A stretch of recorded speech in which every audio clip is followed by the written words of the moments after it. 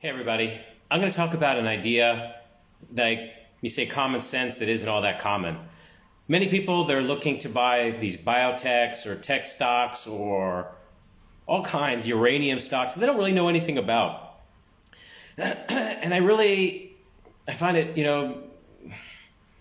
just worthless. I mean, really, no other better word for it. I mean, really, if you want success in investing, it really falls down to simple things. I mean, because if you keep things simple, you have a greater propensity of them to work. Not all the time they're going to work. You're always going to have drawdowns. You're always going to have choppy trades. But try to invest in stocks and companies that, one, you understand. Let's say you're in that industry, or you use their products, or you know them.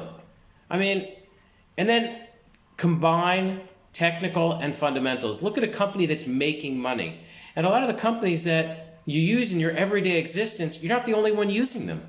Many people use their products, and thus they're making money. Think about, I mean, this sounds really redundant, but how many people use Microsoft? How many people use PayPal? How many people go to, let's say, Dollar General? How many people are taking, shots from Pfizer or Moderna? It's got to equivalent into some profitability. You can also say the same thing with PayPal. How many times you've bought something online and you use PayPal? How about when you pull out your wallet? You have a Visa in there or a MasterCard? I mean, then again, like even my son said this and he was concerned. He says, okay, great. You can identify these stocks we all use and, keeping it simple. But what happens if you buy them when they're overvalued and the stock market turns? Definitely can happen. I told him. Anything can and will happen. However, that's why I combine technical ideas. And it's things that I understand again. I use long-term moving averages.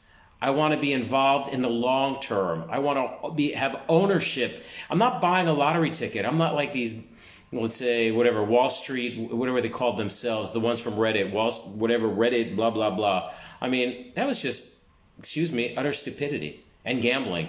I mean, I have a family to take care of. I have a lot of responsibilities, probably like you, and that's why you're watching this.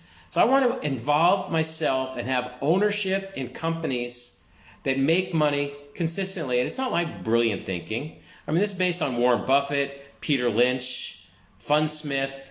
I mean, look at the companies that Warren Buffett has purchased. Or just a simpler thing is you can buy Berkshire Hathaway.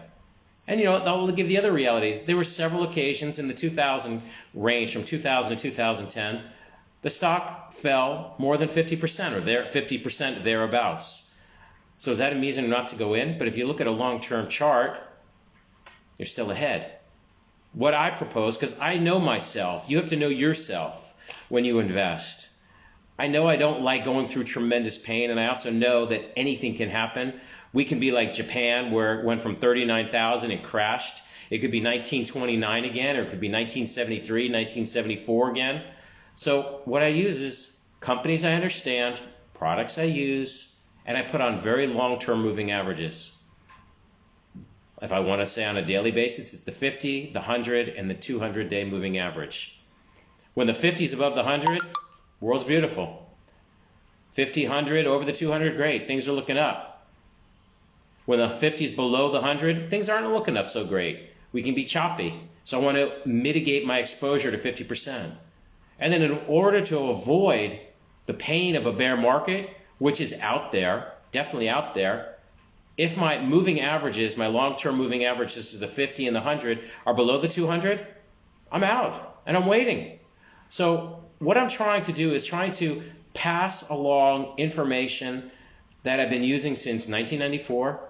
It's not rocket science because only simple things have the propensity to work over time and to continue to work over time. But also understand this. There's a period for everything. There's a period, real estate's amazing, property's amazing. There's a period that commodities are amazing. And it's not amazing when you can go through, I personally went through a really rough period trading with my commodities. And conversely, stocks had this fantastic run. So, I mean, from 2010 to 2020, fantastic run. Yes, you had some pullbacks, but it's still a fantastic run. So everything is trading with a plan. a well thought out plan, not emotions. I mean, put more time into your stock planning than just thinking that you're going to buy a refrigerator or a car or something. I mean, this is your hard-earned money.